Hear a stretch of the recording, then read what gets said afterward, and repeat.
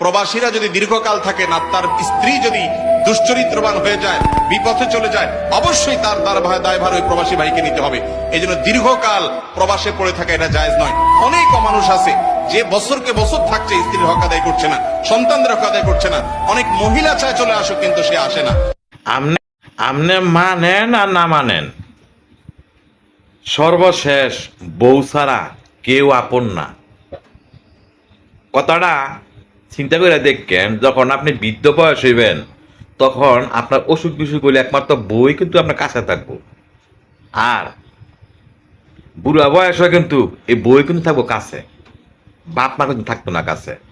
তো এটাই করে আমাকে কথাটা তিতা লাগলো সত্যি। আপনার মানেন মনে না মানেন, বউ ছাড়া সর্বশেষ কেউ আপন না। কথাটা সঠিক কিনা জানায়েন কমেন্টসের মাধ্যমে।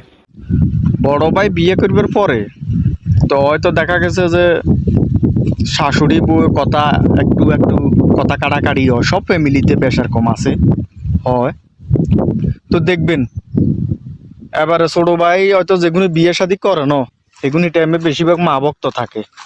এবার কিয়া কও রে আর ভাই বালা ন, বোর কথা উড়ে আর বইয়ে আর ভাবি আর মার লগে খালি কজ্জা করে, আর ভাইয়া একর কত কয় না, ঢাকাও দে না। তো এবারে দেখবেন হেগুনের বিয়ে করবার হরে যদি হেগুনের বললকে কিছু হয়, কিয়া এবারে সুর পল্টি যায়, কয় আন মাগা এই আর বোগার ইকিনিও শান্তি দে না, এই একেবারে সহ্য করতে হারে না। 19-20 হইলে মানে আন মাগা ঝগড়া করে আর বললকে। কথা ঠিক নি রে বা,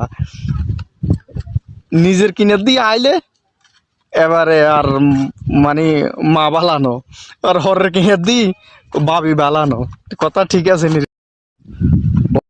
ছেলে বিদেশ গেছে, উপার্জন করে টাকা পাঠাবে সব বাপের নামে মায়ের নামে, তারা যা খুশি করবে, তারা সেখান থেকে বৌমাকে যা দেওয়া দিবে আর যা দেওয়ার না দিবে না। এভাবে আসলে ইসলাম মা বাবাকে এতটা অধিকার দেয় না যে সম্পদ সারা জীবন যা কামাই করবে সব বাপ মা যা ইচ্ছা তা করবে, জি না, এই সুযোগটা নেই।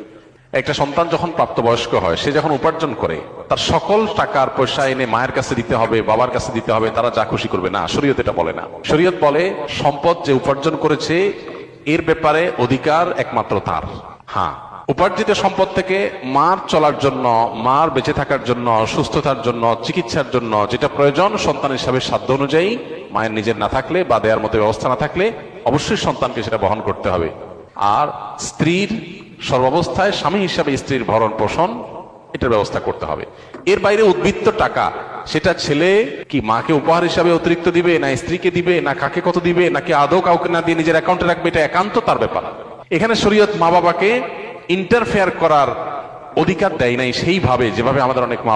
একটা সত্যি কথা কি জানেন, যে পুরুষের সংসার করার ইচ্ছা আছে সে তার বউয়ের হাজারটা দোষ থাকা সত্ত্বেও দোষ মনে করে না, বউকে সবসময় ছাড় দিয়ে চলে। আর যে পুরুষের সংসার করার ইচ্ছা থাকে না, সে সবসময় শুধু বউয়ের দোষগুলো খুঁজে খুঁজে বের করে।